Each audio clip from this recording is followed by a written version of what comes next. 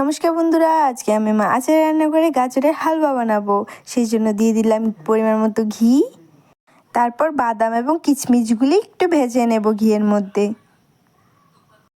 তারপর একটু নেড়ে নেব।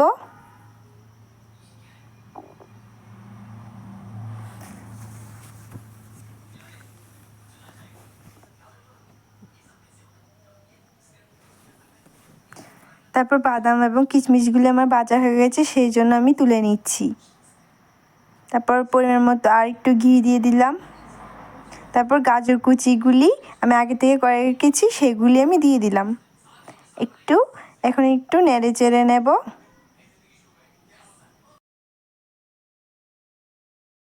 গাজরগুলি যতক্ষণ নয় সিদ্ধ হচ্ছে ততক্ষণ আমি নেড়ে চেড়ে নেব।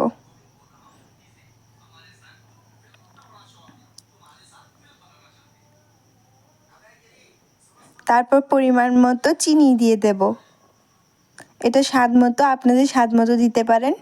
আমি আমার স্বাদ মতো দিয়ে দিলাম। তারপর একটু নেড়ে চেড়ে নেব।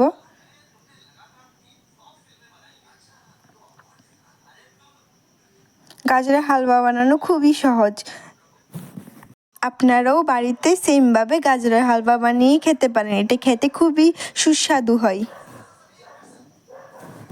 তারপর গাজরগুলি সেদ্ধ হয়ে গেলে তারপর পরিমাণ মতো দুধ দিয়ে দেব। আসলে আমার চামচটা দিয়ে হচ্ছিল না, সেই জন্য আমি পুরোটা বাটি ঢেলে দিলাম। দেখুন, যতক্ষণ না পর্যন্ত দুধটা শুকাচ্ছে ততক্ষণ পর্যন্ত জাল দিতে হবে।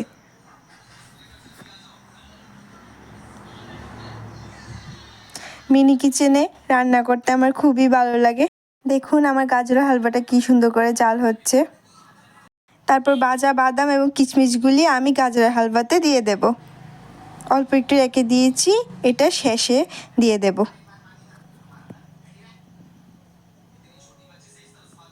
আসলে আমার সাবস্ক্রাইবার খুবই কম হয়ে রয়েছে। আপনার যদি ভিডিওটা ভালো লেগে থাকে তাহলে পরবর্তী ভিডিও দেখার জন্য প্লিজ সাবস্ক্রাইব করে দেবেন এবং লাইক এবং কমেন্ট করে দেবেন।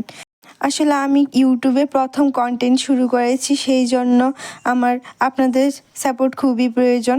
আপনাদের সাথে কথা বলতে বলতে আমার গাজরের হালুয়া রেডি হয়ে গেল। এখন একটি প্লেটে বেড়ে নেব। দেখুন আমার গাজরের হালুয়াটা কত সুন্দর হয়েছে। আপনাদের এই ভিডিওটি শেষ পর্যন্ত দেখার জন্য অনেক অনেক ধন্যবাদ। দেখা হচ্ছে পরবর্তী ভিডিওতে।